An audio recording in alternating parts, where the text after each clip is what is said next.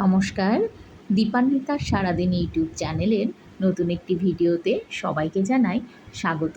গতকাল চন্দননগর ঘুরে আমরা গেছিলাম ব্যান্ডেল চার্চে। আর সেখানে গিয়ে কিছুটা সময় আমরা কাটিয়ে তারপর আমরা বাড়ির দিকে রওনা হয়েছিলাম। আপনাদের সঙ্গে তুলে ধরলাম গতকাল ব্যান্ডেল চার্চের সেই সুন্দর সুন্দর মুহূর্তগুলো।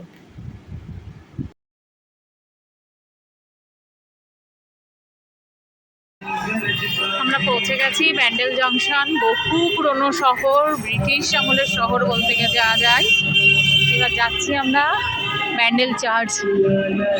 স্টেশন থেকে নিচে নেমে আসতে হবে, এসে বাঁদিকে এগোলেই ব্যান্ডেল চার্চের অটো পাওয়া যাবে।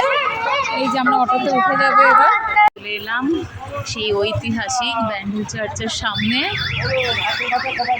1599 সালে এই ব্যান্ডেল চার্চ তৈরি হয়েছিল। আজও কি সুন্দরভাবে মেনটেন করে চলেছে এখানকার কর্তৃপক্ষ। চলুন আস্তে আস্তে ভেতরে ঢোকা যাক।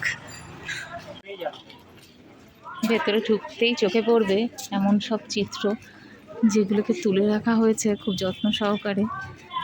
দেওয়ালে দেওয়ালে তার চিত্র ফুটে উঠছে, সেই সময়কার ইতিহাসগুলো ফুটে উঠেছে এখানে। এই জায়গাটা এতটাই সুন্দর আর শান্ত পরিবেশ, যেমন পরিষ্কার পরিচ্ছন্ন তেমন শান্ত একটা পরিবেশ। খুব সুন্দরভাবে গোছানো একটা জায়গা এই জায়গাটা। এই যে যিশু বসে আছেন, সবাই মনোমুগ্ধ হয়ে শুনছেন তার সেই কথা বা বাণী। এই সিঁড়ি দিয়ে আমাদের ভেতরে প্রবেশ করতে হবে। আর সামনে এমনভাবে একটা ছোট পার্কের ব্যবস্থা করা রয়েছে, খুব সুন্দর করে পার্ক তৈরি করা রয়েছে। আর সেই ঐতিহাসিক হৃদয় বিদারক সেই ইতিহাস এই যে জল জল করে ফুটে উঠেছে এখানে। সেই করুণ দৃশ্য দেখুন।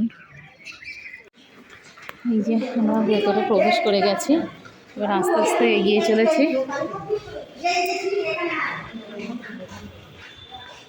এই হচ্ছে প্রার্থনা গৃহ।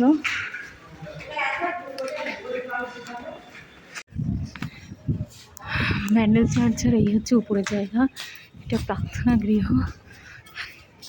আর দূরে দেখতে পাচ্ছেন ওই যে গঙ্গা, ওই দূরে হুগলি ব্রিজ, আর এই দেখা যাচ্ছে গঙ্গা। কি অপূর্ব পরিবেশ, স্নিগ্ধ হাওয়া বয়ে যাচ্ছে।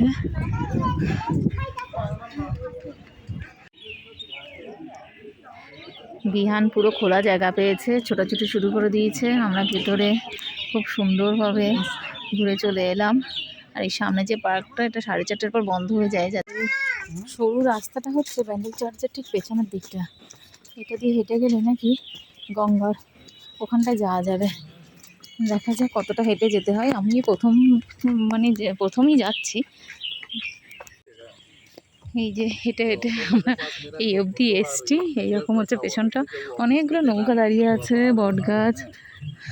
জায়গাটা বেশ সুন্দর, কিন্তু গঙ্গা অবধি পৌঁছানো যাবে বলে মনে হচ্ছে না। কচুরি পানায় ভরে গেছে পুরো। ওই দূরে গঙ্গা দেখা যাচ্ছে, আর এই জায়গাটা পুরো কচুরি পানায় গঙ্গার জলে ভরে গেছে একদম। এখানে নৌকা, এই যে নৌকা করে তারপর যেতে হবে ওই গঙ্গার ওই দিকটাতে।